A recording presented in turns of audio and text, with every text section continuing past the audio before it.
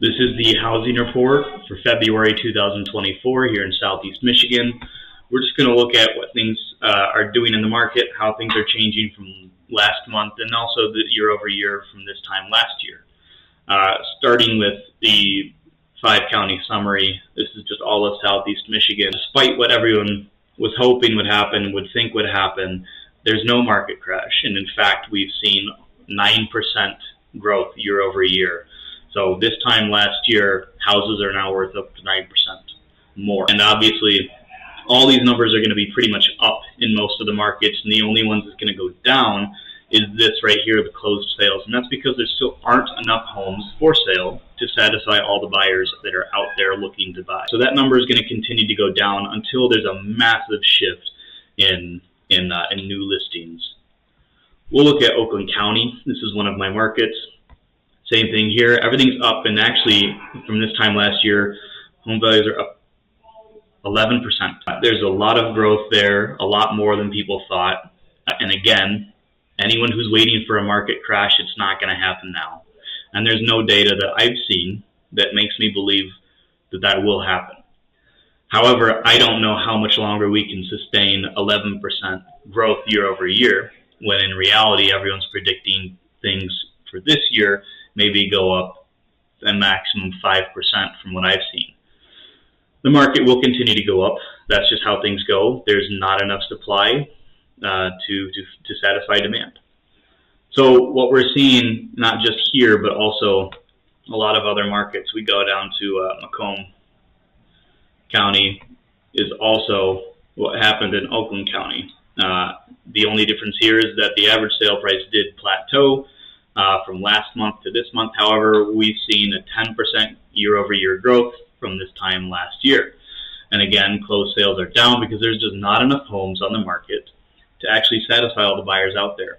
We are seeing multiple offer scenarios on almost every new home. The biggest split of that is obviously move-in ready nice homes versus homes that need a little bit of work. And I think that's the only difference.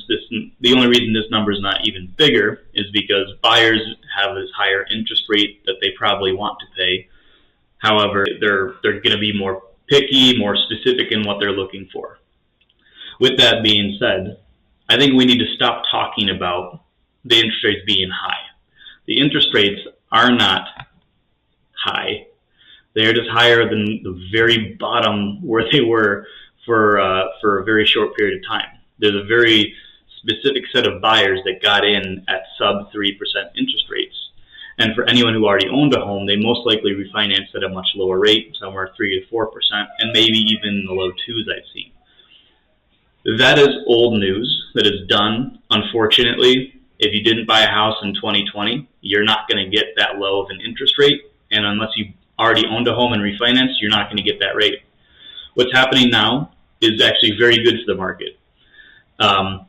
If the interest rates dropped, which there's nothing that makes me think they are going to, we would just see even more buyers jumping in the market, and we would see maybe a few more sellers that want to sell and buy the next place.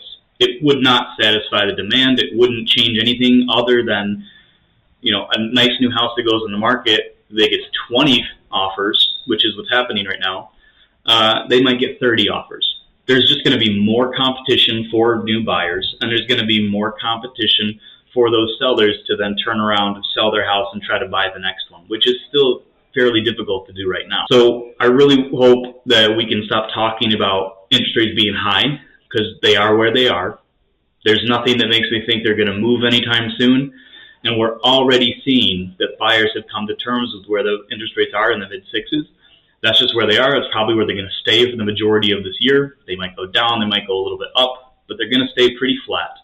And with that being said, I think that balance of a lot of buyers jumping into the market and interest rates staying flat is that a lot of people are just going to start moving with the way the market is, which is these, bigger year-over-year gains, maybe this year, and maybe it slows down. But overall, this is where we are. Buyers have already come to terms, which is why there are so many new buyers in the market today. There's another section in this report. I highly recommend you read this. I've been getting a lot of calls from my clients saying that their taxes keep going up, they keep getting more expensive, and this is just a great overview of why and how that works. Your taxes are going to go up, especially if you just bought a house last year. They're probably reassessing your home's value now. This is what's called an uncapping event, and your taxes are capped at pretty much half whatever you paid for it, but then the city assessors can still increase your taxes each year, and that's the capped value. And so if you buy a house, it's obviously the city's going to want to collect taxes on the new value of that, the cash value. If you think that you're paying too much in taxes, you can try to appeal that and try to talk to the cities or the county assessors. It's worked one time for my clients, otherwise it's very difficult to do. But you can try to get your taxable value lower. You just have to reach out and try to explain why your house is not worth as much as they think it is. If it's something you're interested in, read this. Otherwise, I'm just a broken record. The market keeps going up. There's not enough homes to satisfy buyer demand despite interest rates. If you have any questions or want to discuss this further, just let me know.